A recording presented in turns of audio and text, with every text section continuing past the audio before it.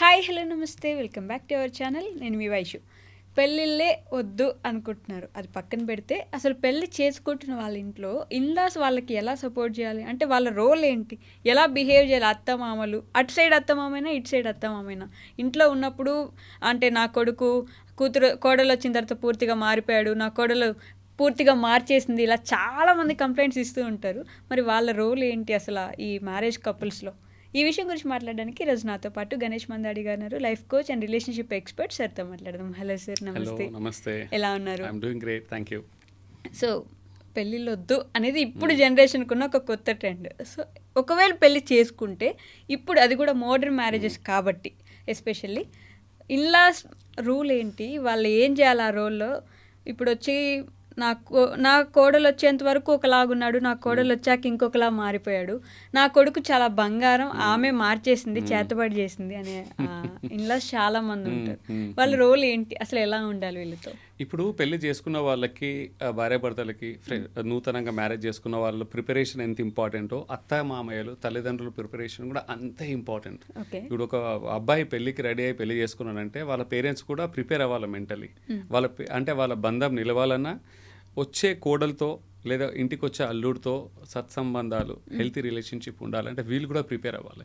ఎందుకు ప్రిపేర్ అవ్వాలంటే ఒకప్పుడు ఉండేది ప్రిపరేషన్ లేకున్నా అన్నీ అదంతలా వాటంతలా అవే అయ్యాయి అన్నీ. ఎందుకంటే ఒక సిస్టమేటిక్ ప్రాసెస్ ఉండేది, డీవియేషన్స్ ఉండేది కాదు, ఎక్స్పెక్టేషన్స్ అనేది క్లియర్గా ఉంటుండే, వెరీ క్లియర్గా ఉంటుండే.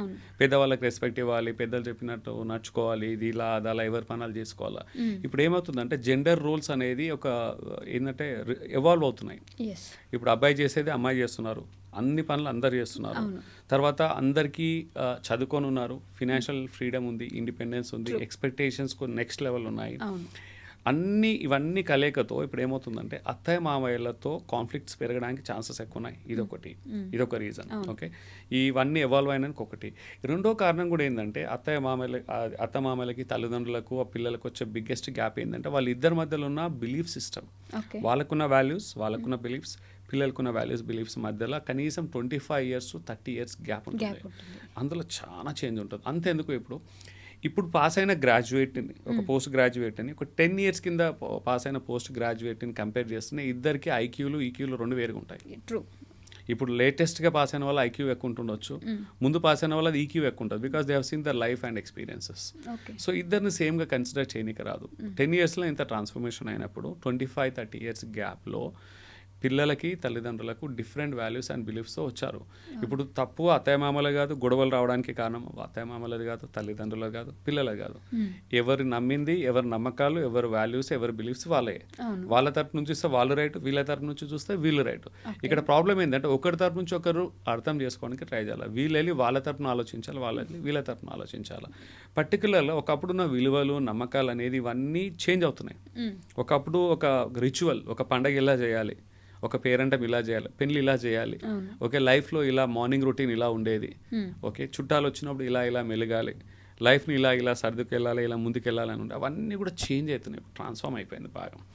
ఎందుకంటే ఇప్పుడు చూడండి, లైఫ్ స్టైల్ మారింది, మనం వేసుకున్న బట్టలు మారినాయి, మనం వాడే వస్తువులు, మెటీరియల్ పొసెషన్ అన్నీ మారుతుంది, లైఫ్ స్టైల్ అన్నీ చేంజ్ అయినాయి. ఇంట్లో లేచినప్పటి నుండి మనం తినే తిండి, ఈవెన్ మనం కంఫర్ట్స్ అన్నీ మారిపోయాయి.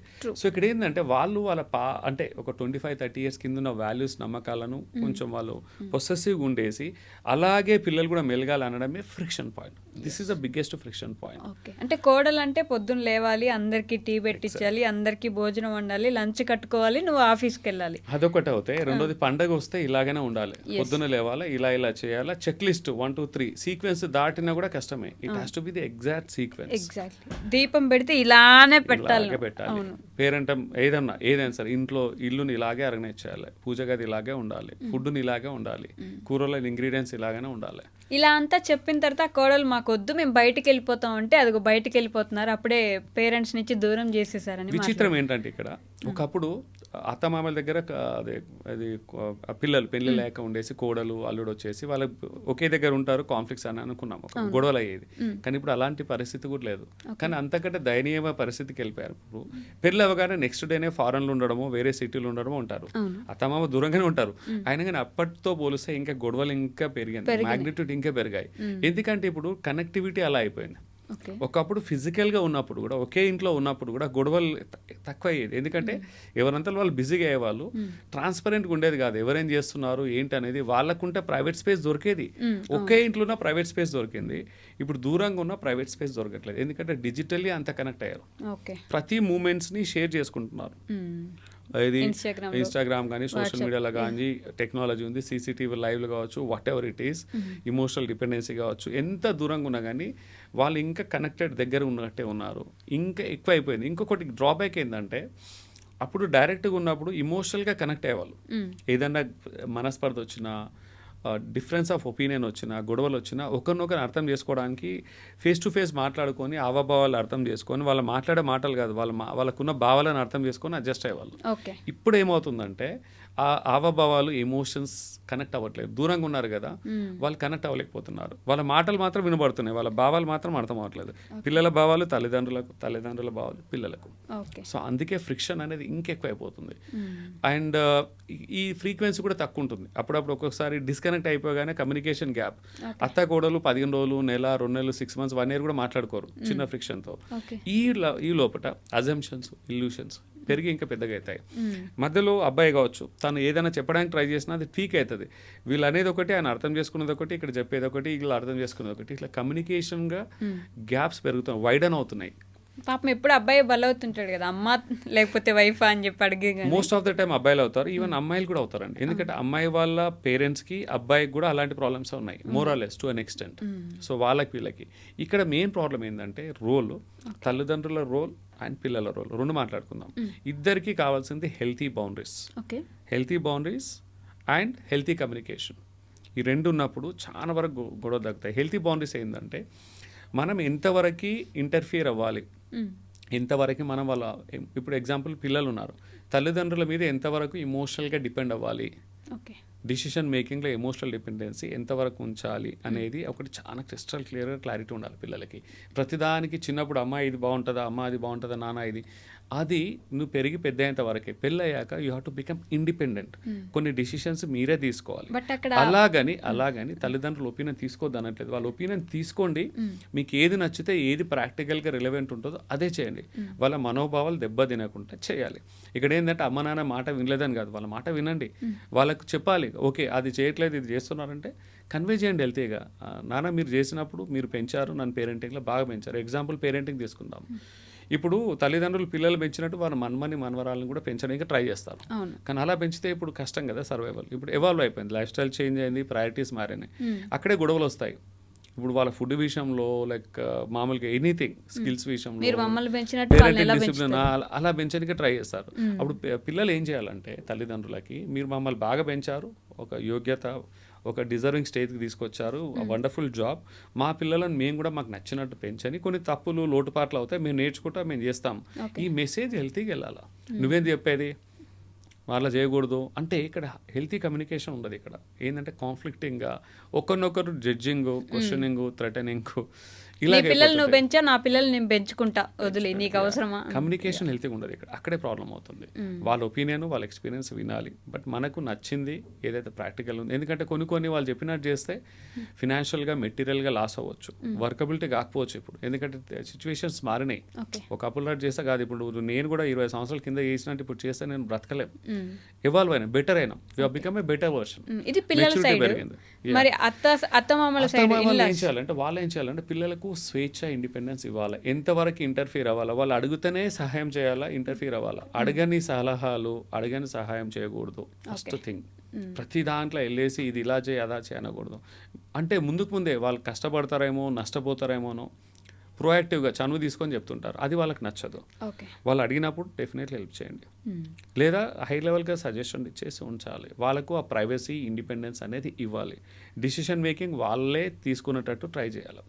మీ మీద డిపెండెన్సీ పెంచుకోకూడదు. మీ మీద డిపెండెన్సీ పెంచుకోవడం తల్లిదండ్రుల ఇంటెన్షన్ మంచిదే, ఉద్దేశం సదుద్దేశమే, కానీ అది వాళ్ళకి నచ్చకుంటే, అది వర్కబిలిటీ అవ్వకుంటే గొడవలు పెరుగుతాయి. ఫినాన్షియల్ లాస్ అయినా, వాళ్ళ సెల్ఫ్ ఎస్టీమ్, వాళ్ళకు రెస్పెక్ట్ పోయినా, సెల్ఫ్ ఎస్టీమ్ పోయినా ఈగో క్లాష్ వస్తుంది మధ్యలో. ఒకసారి 2 సార్లు భరిస్తారు, అంటే అడ్జస్ట్ అవుతారు. తల్లిదండ్రులకు ఈగో క్లాష్ వస్తుంది వాళ్ళకు, వీళ్ళకు కూడా వస్తుంది. వీళ్ళ మాట వినకుండా వాళ్ళకు, వాళ్ళ మాట వినకుండా వీళ్ళకు. ఇక్కడ ఏంటంటే ఎక్కడ అవసరమో అక్కడ. సో ఆ లిమిటెడ్ అదేంటి థిన్ లేయర్ అనేది గీసుకోవాలి. ఎక్కడ అవసరమో అక్కడ దిగాల. వాళ్ళు పిలిచినప్పుడు అవసరం ఉన్నప్పుడే వెళ్ళాలి. అని కొన్ని విషయాలలో ఏంటంటే కంపారిజన్కి వెళ్ళకూడదు. అత్తమ్మ వాళ్ళు ఏం చేస్తారంటే వాళ్ళ కోడలు చూడు ఎలా ఉన్నారు, వాళ్ళ అల్లుడు చూడు ఎంత బాగా చూసుకుంటాడు, ఈ కంపారిజన్ ఉండకూడదు. సేమ్ థింగ్ అప్లైస్ విత్ పిల్లలు కూడా. మా అత్తయ్యగో వాళ్ళ అత్తయ్య చాలా బాగుంటుంది, ఒక్కసారి కంపేర్ చేసామనుకో ఎంత మంచి వ్యక్తులకైనా ట్రిగ్గర్ స్టార్ట్ అవుతుంది. కంపారిజన్ అనేది ఒకటి మన పీస్ ఆఫ్ ఏంది ఎవరినైనా హర్ట్ చేస్తుంది. అది ఎంత మంచి వ్యక్తినైనా హర్ట్ చేసేస్తుంది. అంటే డైరెక్ట్గా ఒక బెలూన్ని ఒక టూత్ పిక్తో మనం పంచి చేస్తే అది ఎలా అయిపోతుంది, అలా వాళ్ళ కాన్ఫిడెన్స్, నమ్మకము, వాళ్ళ మీద ఒపీనియన్ అంతటా డైల్యూట్ అయిపోతుంది. బట్ అత్తాకోడళ్ళు కలిసి ఉండడమో లేకపోతే కలిసి మాట్లాడుకోవడమో అనేది మనం ఎంత ఇవాల్వ్ అయినా సరే అది జరగని పనేమో అని అనిపిస్తుంది. లేదు, స్టార్టింగ్ నుంచే ఉంటుంది. ఫస్ట్ ఇంప్రెషన్ నుంచే అది తీసుకెళ్ళాలి. ఇప్పుడు ఒకసారి ఫ్రిక్షన్ స్టార్ట్ అయినాయి, గొడవలు అయినాయి, ఇదేంటంటే ఒక పగిలిన అద్దంలా అవుతుంది. ఇమోషనల్ వూండ్స్ ట్రిగ్గర్స్ వచ్చినప్పుడు అది ఒక అద్దం పగిలిపోయాక అది ముక్కలు అవుతుంది. ముందులాగా చేయలేము అద్దాన్ని. సో అందుకే స్టార్టింగ్ నుంచి కాపాడుకోవాలి. స్టార్టింగ్ నుంచి ఏంటంటే హెల్తీ బౌండరీస్, పెళ్లికి ముందు నుంచే హెల్తీ బౌండరీస్ సెట్ చేయాలి.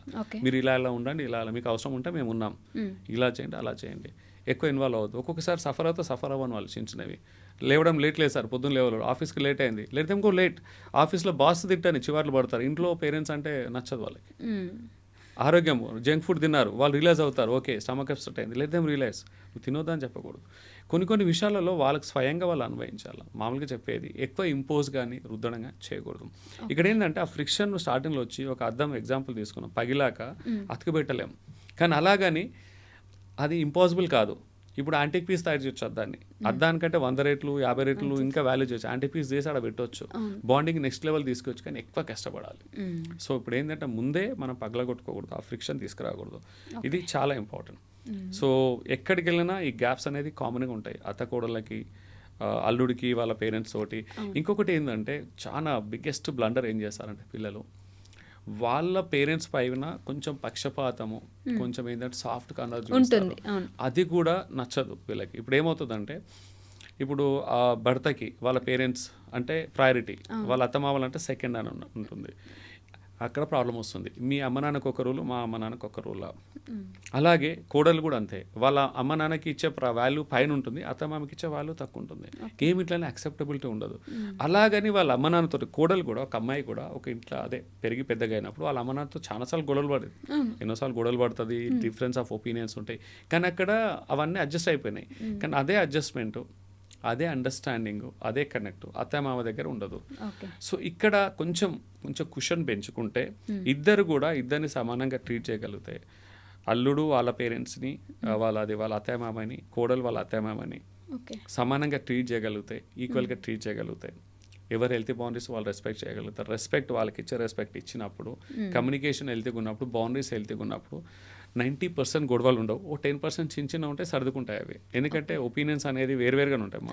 భేదాభిప్రాయాలు డెఫినెట్లీ ఉంటాయి. కానీ భేదాభిప్రాయం అనేది అభిప్రాయమే, వ్యక్తిత్వం మీద రాకూడదు. అది ఒకరు రెస్పెక్ట్ ఒకరిని కాకూడదు. అభిప్రాయం వేరు, వ్యక్తి వేరు. ఎందుకంటే అభిప్రాయాలు మారుతాయి, వ్యక్తి మారాడు కదా. మన భౌతికంగా మనమేకైనా ఉండిపోతాం. మన ఒపీనియన్స్ ఎన్నో మారుతుంటాయి. ఒపీనియన్ అనేది మనం ఏది విన్నాము, ఏది చూసాము, ఏది అందరు ఏం చేస్తున్నారో అభిప్రాయం తెచ్చుకుంటాము. అదొకసారి మళ్ళీ మన ఫ్యాక్ట్ చూడగానే వేరే వాళ్ళు క్రిస్టల్ క్లియర్ చూసి అవేర్నెస్ పెంచుకున్నప్పుడు ఒక ఫ్యాక్ట్ నిజాన్ని చూసేసరికి పాత ఒపీనియన్స్ అన్ని పక్కకి వెళ్ళిపోతాయి. నమ్మకాలు, వాల్యూస్ అన్నీ కూడా మారుతూ ఉంటాయి. మనం చూసినవే నమ్ముతాం, చూసినవి విన్నవి. సో చూసేటివన్నీ నిజాలు కావు, విన్నవన్నీ నిజాలు కావు. దాన్ని పట్టుకొని గట్టిగా మనం బంధాన్ని పోగొట్టుకున్నంత స్థాయికి దిగజారకూడదు. మనం ఏంటంటే కొంచెం ఆలోచించాలి. ఒక్కొక్కసారి ఓకే నేను చెప్పింది నిజమే, ఎదుటి వాళ్ళు రిసీవ్ చేసుకోవాలంటే పర్లేదు, ఇట్స్ ఓకే, మనం చెప్పే వంతు చెప్పాము, వాళ్ళ ఇష్టం ఇంకా అన్నట్టు ఉండాలి. అప్పుడు గొడవ ఎక్కువ ఎస్కలేట్ అవ్వదు. లేదు నేను చెప్పినట్టే వినాలి, నేనే రైటు, నేనే నెగ్గాలి, నువ్వే తగ్గాలి అన్న కాన్సెప్ట్తో వెళ్తే మాత్రం, ఆ పట్టింపుతో వెళ్తే మాత్రం గొడవలు పెరుగుతూ ఉంటాయి, తగ్గవు. మీరు కూడా హట్ అవుతూనే ఉంటారు, అందరు హట్ అవుతారు, ఫైనల్గా అందరు సఫర్ అవుతారు. Okay sir, thank you. Welcome.